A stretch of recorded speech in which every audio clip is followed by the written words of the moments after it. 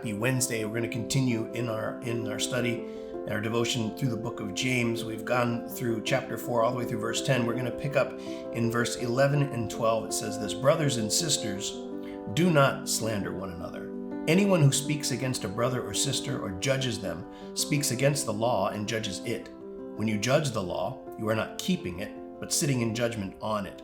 There is only one lawgiver and judge, and the one who is able to save and destroy. But who are you to judge your neighbor?" Now, this would have been familiar language to the Jewish people. They would have been steeped in the knowledge of the law and understood what it meant to speak against it. And they certainly would have understood the concept of slander and gossip.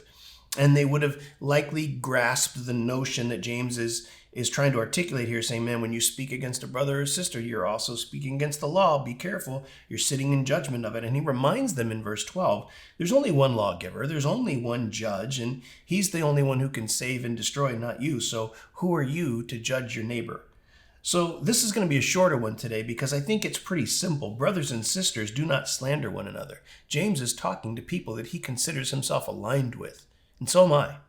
Don't speak bad about people. Your tongue is vicious, and you can speak death to people. You should not be talking about other people, good or bad, frankly, to be honest with you. Certainly not bad. From the standpoint, you can talk good about people and build their character up to other people. That's perfectly fine. But when you talk bad about somebody, you speak light, you speak death to them.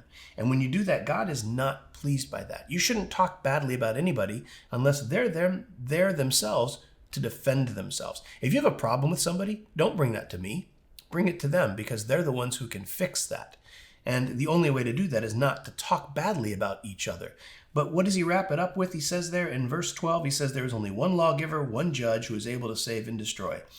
You know, it fits the notion that it is appointed for man to die once and then the judgment.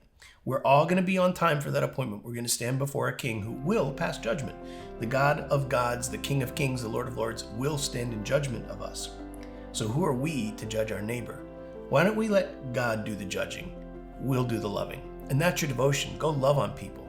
My devotion today, your devotion today, is the way we end every video. Go out and bless somebody. Do something amazing for somebody, expecting nothing in return, and watch what happens in your life. We'll see you tomorrow.